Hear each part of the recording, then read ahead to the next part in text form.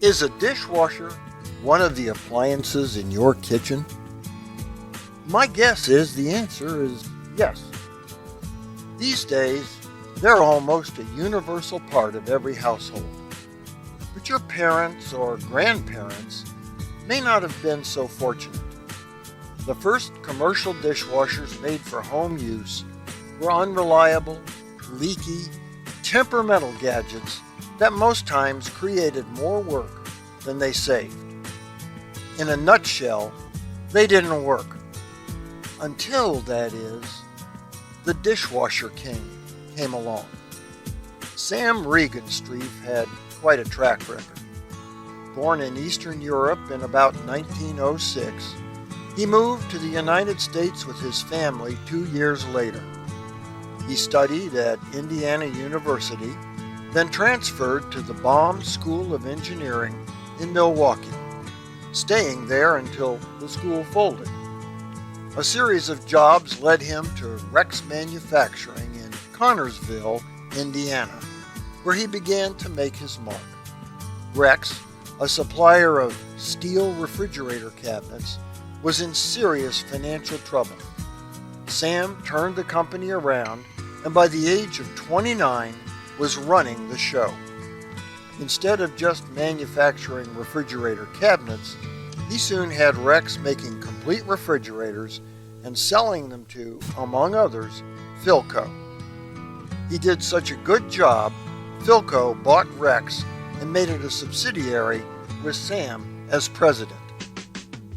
A few years later, most thought Sam, by then a Philco corporate vice president, was on track to become its president. Instead, in 1958, he left the corporate giant, went back to Connorsville and started his own company called Design and Manufacturing, better known as D&M. There, he earned his Dishwasher King title, transforming the household dishwasher from a piece of near junk into the modern appliance most of us use today. That alone would be enough, but there's more to his story. Sam Regenstrief was a Freemason, a member of Warren Lodge number 15 in Connorsville. He was raised October 28, 1948. Fueled in part by the same strong humanitarian principles inculcated in the craft, Sammy first provided for his family and then became a generous philanthropist. Among his other endeavors, in 1969, he founded the Regenstrief Institute, an internationally recognized healthcare research facility. In turn, the Institute developed the Regenstrief Medical Records System, a progressive, comprehensive patient care data collection system.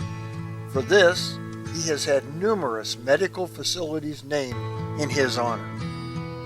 Even when Sam was still at Philco, Brother William Denslow listed him in his iconic work, 10,000 Famous Freemasons.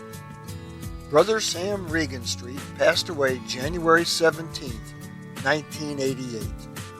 Looking at his accomplishments would not reveal how humble his beginnings really were. Shortly after his birth, a fire destroyed his family records.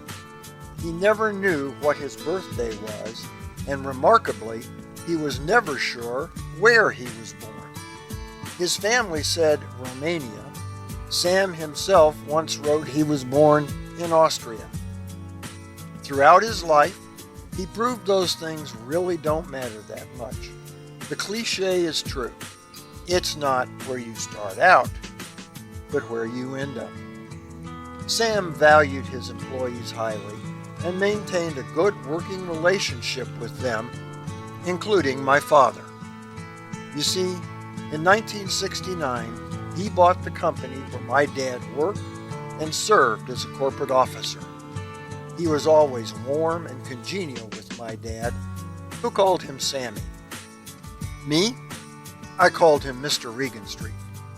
Now, years later, I have learned I can also call him Brother. For the Whence Came You podcast, This is Steve Harrison with the Masonic Minute.